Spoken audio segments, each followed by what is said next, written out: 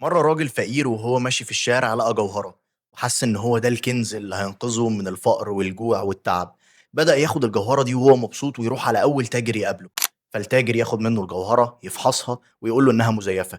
ويبتدي الراجل إن هو يتعصب ويقول له: أنت كذاب، أنت مخادع، أنت بتقول كده عشان عاوز تسرق الجوهرة مني إلخ. بعدها سابه وراح للتاجر اللي بعده. التاجر فحصها وقال له: دي مزيفة. وحصل معاه نفس اللي حصل مع التاجر الأولاني. زعيق وشتيمة وقال له: أنت برضه مخادع وعاوز تسرقها مني. وعدى على 4 تجار بعدهم بيحصل معاهم نفس الكلام. لحد أما لقى تاجر حس إن هو راجل صالح وباين في وشه كده إنه كويس. راح معاه وقال له: أنا حصل معايا واحد اتنين تلاتة وكل الناس قالت لي إنها مزيفة، وأنت الوحيد اللي هتقولي الحقيقة. فالتاجر ده فحص الجوهرة وقال له: دي كنز، دي لا تقدر بثمن. الفقير فرح جدا وقال له: طب ما تشتريها مني. قال له: انا ما اقدرش على تمنها، الوحيد اللي يقدر يشتريها منك هو الملك. قال له: طب والملك ده هيجي امتى؟ قال له: استناه، انا معروفش، هو ملوش مواعيد، لكن تقدر ان انت تشتغل معايا هنا في المحل واديك الفلوس اللي تكفيك انت وعيالك لحد اما الملك يجي.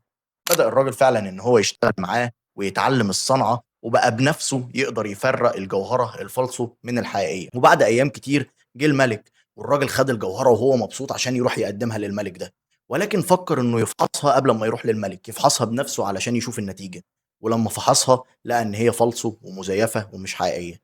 فقرر طبعا انه ما يروحش للملك. وبعد كده رجع للراجل اللي علمه، قال له: انت ليه ما قلتليش من الاول انها مزيفة؟ قال له: عشان لو كنت قلت لك كنت شتمتني زي اللي قبلي، لكن انا دلوقتي علمتك حاجة تقدر تعرف بنفسك بيها الفرق بين الفالصو من الحقيقي، وبقى معاك صنعة تقدر تشتغل بيها وتكسب منها فلوس. المغزى من الموضوع ده كله: في ناس كتير فاكرين نفسهم جواهر، ولكن هم في الحقيقة فالصو. وده مش عيب إطلاقا، لكن العيب إنك تفضل مصدق الكذب.